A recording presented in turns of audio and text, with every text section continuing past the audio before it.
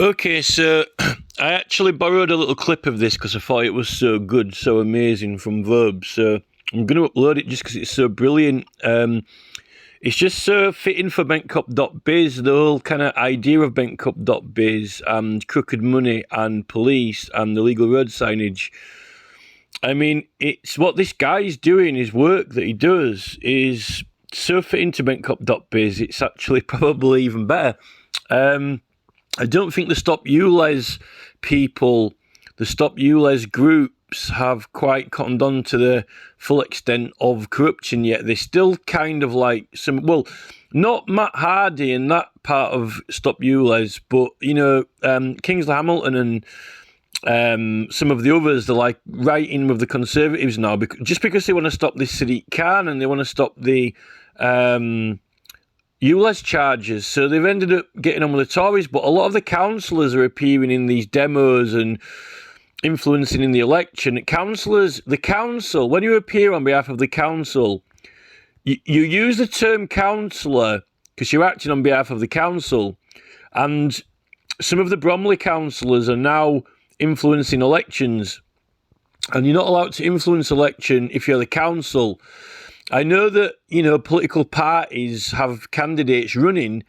That candidate can run, and the political party fund their campaign for that candidate, and they put political party material out. But there's a lot of people who are in political parties who aren't elected members of councils and so forth. They've got political parties have canvassers, political parties have staff, political parties have people.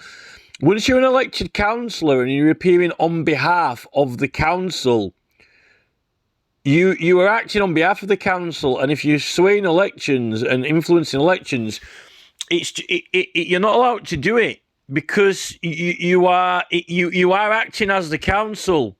Once you get elected, then you are the council. Then you are part of the council.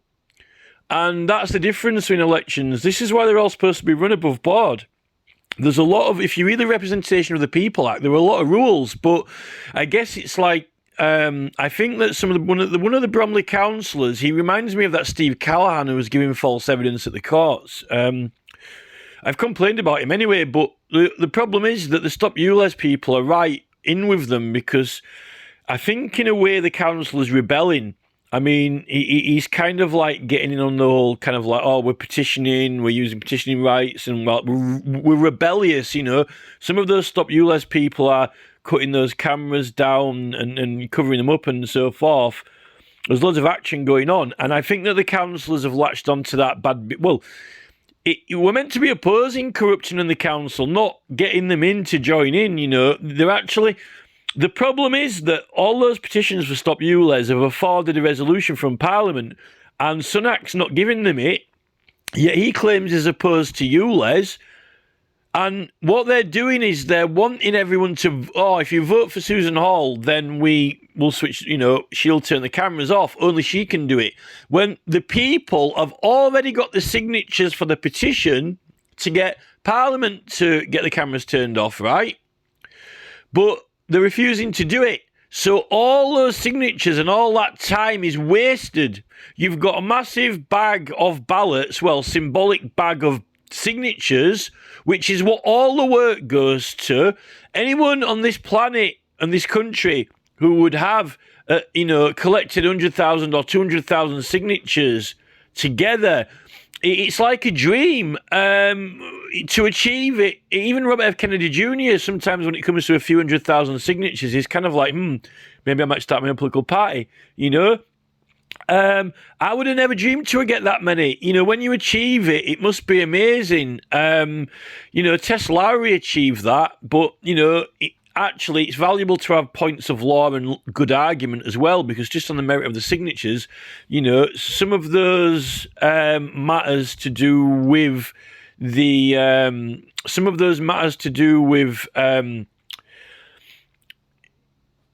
the World Economic Forum and the WHO are quite serious, like with the Act of Settlement and so forth.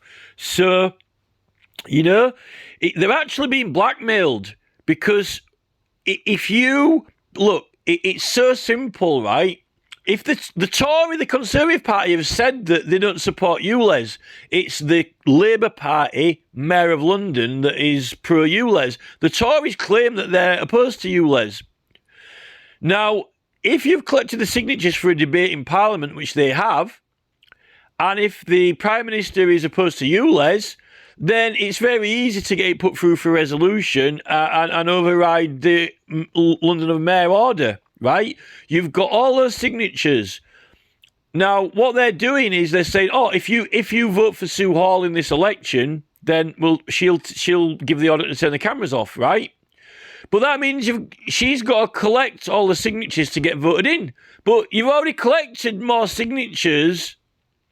Well, I think they've got 400,000 signatures.